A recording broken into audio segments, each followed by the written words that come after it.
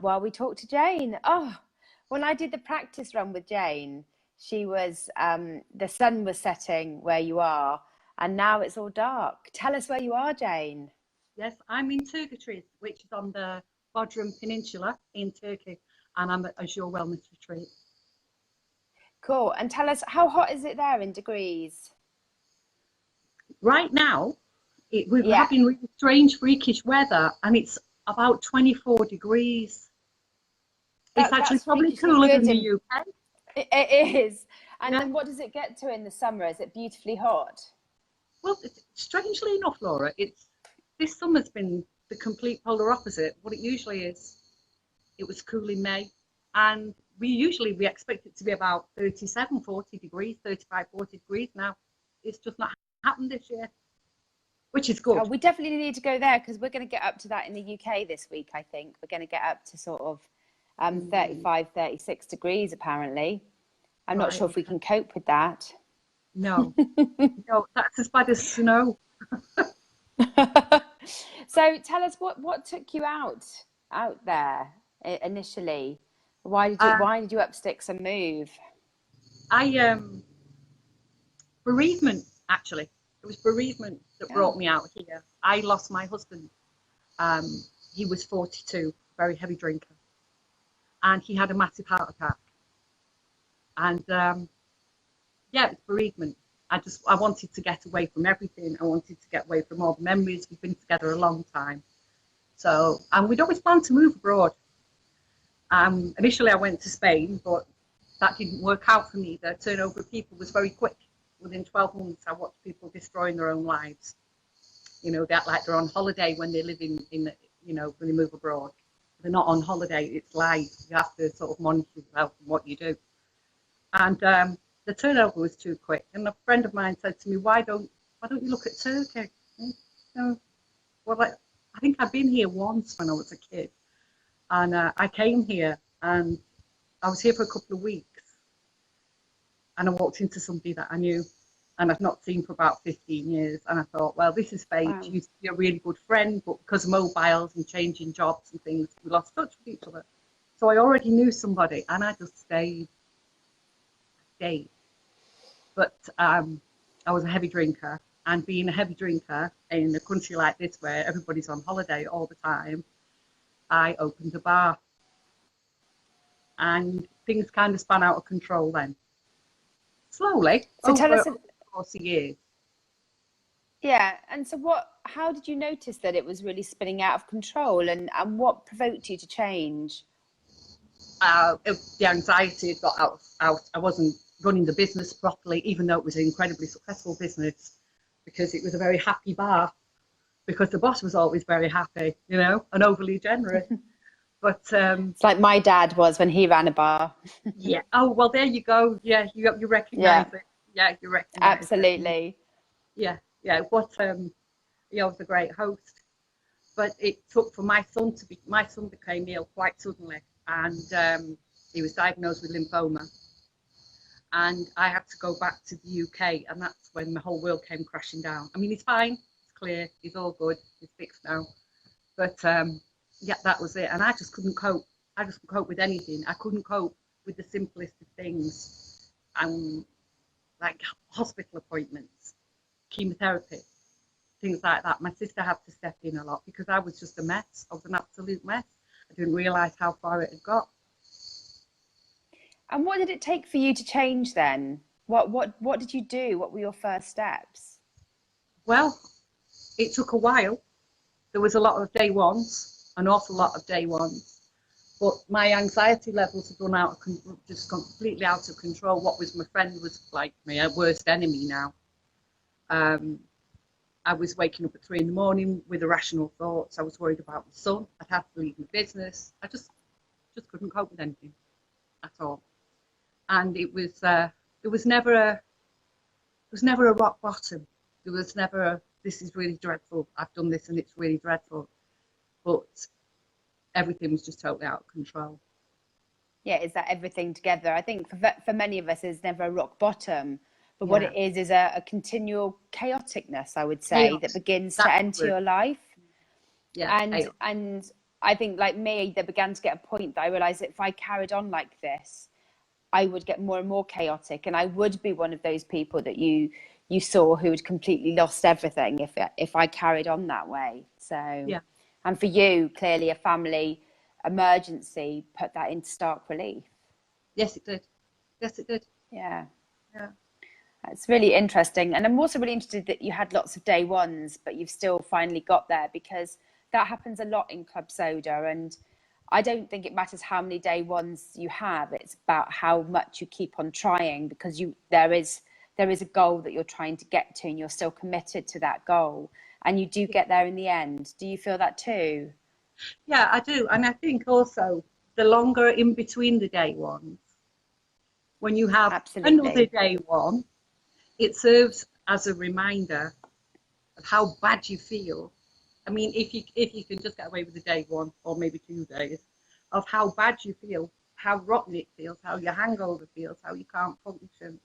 And the gaps, I feel, for me, this is how it happened for me, got further and further apart. But now, fortunately, I have no tolerance to it at all. It makes me violently ill. So, no. And how long have you been alcohol free now?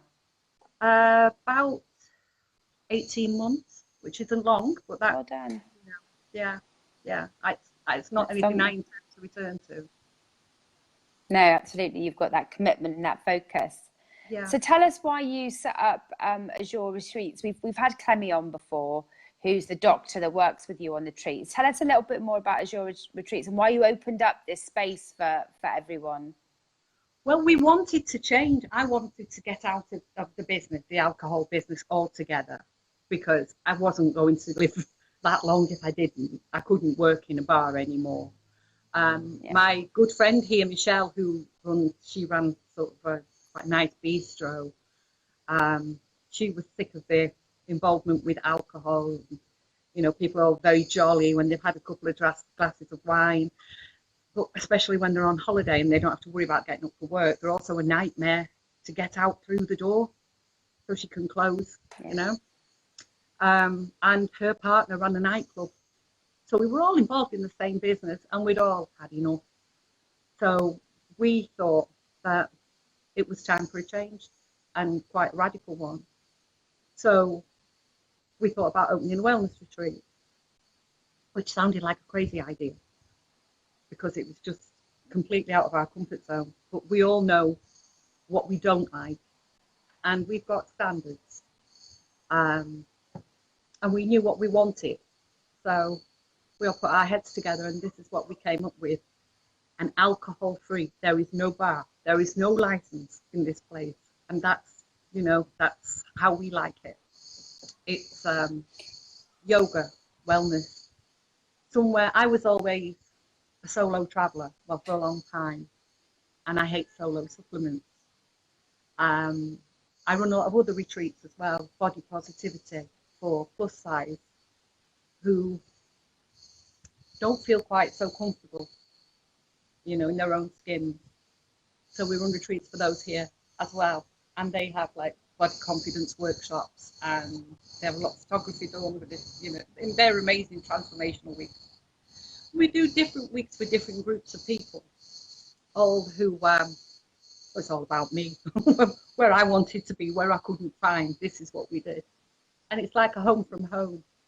I met Clemmy on a body confidence retreat, and she, a friend of mine suggested that this would be a good place for people in recovery to come. Nobody sort of really knew my story. And I agreed with her. I thought, yeah, this probably is right. I spoke to Clem, and she said, yeah, I said, would you be interested in perhaps, you know, working with me? And she said, yeah, of course, she'd love to. I mean, it's really interesting that you just mentioned there that all the things that you feel you need, you're now putting on in your space. And that's very interesting, because where our passion for a business can often come from is what we need ourselves. Yeah. Because we've seen what that gap is. And I think that's really interesting. Yeah. So it's homely. So tell us a little bit. Yeah, so tell us a little bit more about your place, and, you know, sort of how many rooms does it have, and what the feel is it, and what does a day look like in your place? And then tell us a little bit about the retreats with Clemmy, but I'll ask you about that next. But yeah. Sure. Well, it's a small place, and I would have taken you on a tour, but as you can see, it's very dark now, and it would probably be very shaky camera work. So it's a small place. We have 6 single rooms, but they're appointed as double rooms, but for solo occupancy. There's 2 twin rooms in there. And then we have the glamping site at the back. We have a mandarin grove and there's a glamping site. And the tents are gorgeous, if I say so myself. All electricity, got their own private bathrooms, air conditioning, they're all silk lined. They're lovely, they're really fabulous. For people who want something different. It's not for everybody, but for those who like something different. It's very peaceful here. We're just on the edge of a resort. She says as a truck goes past. We're just on the edge of a resort. But we're only 50 metres from the beach. We have a fabulous pool, yoga area. Yoga's twice a day. It's not compulsory. You do as much or as little as you want to here. But you do meditation at the beach, weather permitting, because we have the most gorgeous sunsets. And for those who can't do visualization, it's great to work from a memory. You know, when you put the audios on and it says picture yourself on a beach with the waves and a gorgeous sunset, it's just there, 3 minutes away. A normal day would start here about 8, yoga, for those who want to do it at that time in the morning, followed by breakfast, which is Turkish, free time till lunch, yoga again at 5, and then dinners at 7. Now, obviously the different retreats have different sort of activities going on in between. And on the retreat with Clemmy, I mean, you've been talking about the fact that there's what happens on that particular retreat, that recovery, changing your drinking type of retreat. Right. Well, what we do there is we include things like a trip to the hammam for a Turkish bath, which involves, wow, I love a good hammam. Yeah, which involves a lot of beaten to death with a pillow of olive oil suds. It's fabulous. And then your skin exfoliated, and then just a short massage. But you can book extra massages if you wish. Also the boat trip. We include a boat trip, but not a boozy boat trip. What we do is we have the boat privately. So it's because they can be sort of very triggery, can't they, boat trips? And they're not for booze. They're all booze cruises, but not ours. Ours is just nice. The day you can go out where you want. You can take it to whichever site you want to see. Stay out as long as you want. Come back when you're fed up. Yeah, and I love the fact that this is your I love the fact this is your 4th retreat now, and you've learned a lot about doing them. And now that you're doing more, that this particular retreat does some more workshops, very practical stuff around living an alcohol-free life and coping with all those stresses that you may normally have drunk through. And then you've got Clemmy on hand to do one-on-one sessions, isn't it? Well, initially, when we first started the retreats, what we did was Clemmy very kindly offered to do, along with Lynn Kirby, to do 2 hours of group therapy. But we've recently done a little bit of market research with our guests who have been in the past. And because everybody's at their own stage in recovery, that's not for them. Sharing I agree. 2 hours a day, not for all of them. It didn't suit all of them. Obviously, it's painful memories and it's sort of a conflict if you're on a break. But it all works towards the same thing. So what Clemmy's done is she's had to think about it, and now she's doing workshops. So there's like a workshop every day. The first day it's an introduction and what you expect from the retreat. She'll do a Tree of Life workshop. There's what's the other thing? Oh, help me. She's gone blank. No, don't worry. You got some mindfulness. Beyond dependence, and basically relapse prevention. They're the things that she's working on. And I think doing that sort of stuff alongside that nurturing and caring for yourself stuff, alongside other people who are on a similar journey, even if it may be at different stages, I think is incredibly powerful. I think one of the things that helped me change my drinking, even though the workshop I did was terrible, the fact that I'd put a day aside in my diary and this was going to be the day that I was going to invest in just thinking about changing my drinking habits, was part of what made that possible. And what you're giving is people an opportunity to put a week aside just to spend for themselves, caring for themselves, but also now to put alongside thinking about changing their drinking. And that is, I cannot tell you how powerful that is, and it's really amazing. The hammam, the relaxation, it's all part of the self-care. Absolutely. It's all self-love, and it's the relaxation. And once you are in a more relaxed state, you are in a better place for transformational learning. Absolutely. Really, that's it. And the act of putting time aside for you to think and invest in the next stage of the journey of you and dealing with alcohol and getting that away from your life is really important. And I think Clemmy and Lynn are absolutely amazing, and so it's a really good space to do that, where you're fully supported. Yeah, it is. And the thing is, it's also a lot of fun. Yes, there's moments when, you know, people have raw moments and they need to be alone, but we can cater for that. Clemmy and Lynn, they also offer one-to-ones on hand, you know, if they required. They'll do that too. They really do put a lot into this, and I'm so happy to have them here, you know, because obviously without them it's not possible. So I've had a lot of people asking, can they bring family members along? Can they bring older children or bring their partners? And we sort of had a little bit of a meeting about this, and Lynn in the future will be taking family groups and couples alongside a amazing chap called John Doherty, who runs the Beehive IE, and he does mindfulness and meditation, and he's a very charming, very funny, very, very knowledgeable man.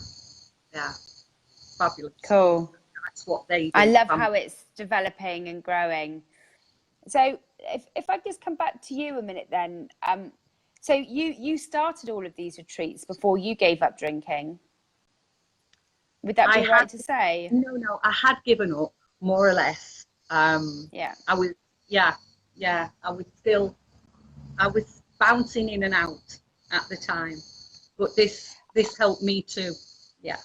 I know. Well, I'm always very interested, because when I was in a job that I hated, that's when my drinking went up, and I felt I couldn't get out of the job until I dealt with my drinking.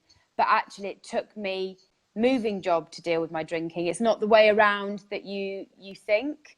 And I thought I'm never going to get another job unless I change my drinking, but I actually needed to just get out of the place that was making me unhappy. Yeah. Before I could do anything else. And then it all quickly followed. And so I love that idea that things don't have to happen in a perfect order in order for change to happen. Sometimes it's the other way around. And I often want to let our members know that, because sometimes you think you can't do something because you're still drinking, but you need to just go and do the thing. And then that confidence it gives you, or the change of scenery or the change of environment, then gives you the confidence to change your drinking. Yeah, of course it does. Yeah, of course it does. Yeah. And it's been the best thing I've ever done. It doesn't, you know what they say, if you love what you do, you're not working. So that's true. Yeah, that's true. And I love the fact that you've had many different life changes in your life, and now this is where you've settled, and at this point in your life that feels absolutely right and authentic for you. Yeah, it does. It's peaceful. It's peaceful. Yeah. I'll see that next week when we're full, if it's peaceful. But yeah, on the whole, it's peaceful. Well, I'm feeling a little bit. I've not had a holiday for a very long time, and I'm thinking, oh, this all sounds wonderful. And I know you keep saying I need to come over, and I know I do, but sometime soon. Yes, well, you know you're very welcome, because you can't talk about it if you don't know what it is. And unfortunately, that's true. It's not in the UK, yeah. So tell me a little bit more about what are the dates of your next retreat, and what are the prices, and how can people find out more?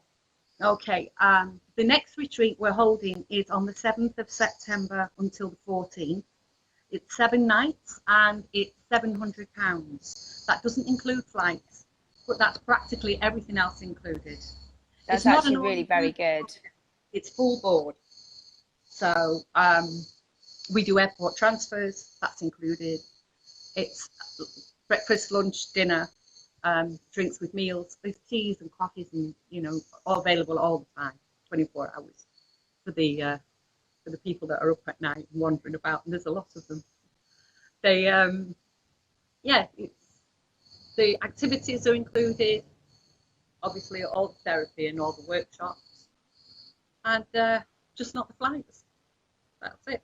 That's all right. I've been on one-day workshops that cost more and are probably far less effective. So, you know, again, if people are not sure or they think they would like to spend some time focusing on their recovery or their journey, then absolutely, it's definitely worth really thinking about. Yeah. Yeah. There's the next year's retreats haven't been released yet, but all the details are on the website, Azure Wellness Retreat. Yeah. Azure. And if there's any questions, then you can contact me on info@azurewellnessretreat.com. Cool. And also thank you for sharing a little bit about your story today. I always want, you know, the fact that you had multiple day ones, the fact that you had lots of life changes going on are really important, because it's very easy to see people who have managed to get time like 18 months under their belt as having got it sorted and having been somehow better than us if we're still struggling at day one. And actually we've all had, I mean, I had so many day ones, it's ridiculous. And I want people to know that they will get there in the end. Well, there are so many on the site, and, you know, my heart goes out to them because they think it's failure. It's not failure. If you don't, no, everyone's failing, you know. Yeah, absolutely. And together we can help everybody. Yay! Cool. Well, thank you for your time today, Jayne. And I'm looking forward. I know there are some people on here who've been on retreats before. I know Barbara has. She's been very open about how much she enjoyed your retreat, and she's saying you're looking good. Yeah. So there we are. So and if anybody wants to ask any more questions in the thread underneath this, then I will make sure they get answered. And lovely to speak to you. And now I'm slightly jealous, although we will be hotter than you this week in the UK, so that's okay. You've not got air conditioning. You don't have air conditioning or sea breezes. Yeah, let's not even let's not even talk about heat in this flat, which has got south-facing floor to ceiling windows and no aircon. It's going to be hideous. Yeah. All right. I'll speak to you soon. Care. Bye. Nice speaking with you. Bye-bye. Bye.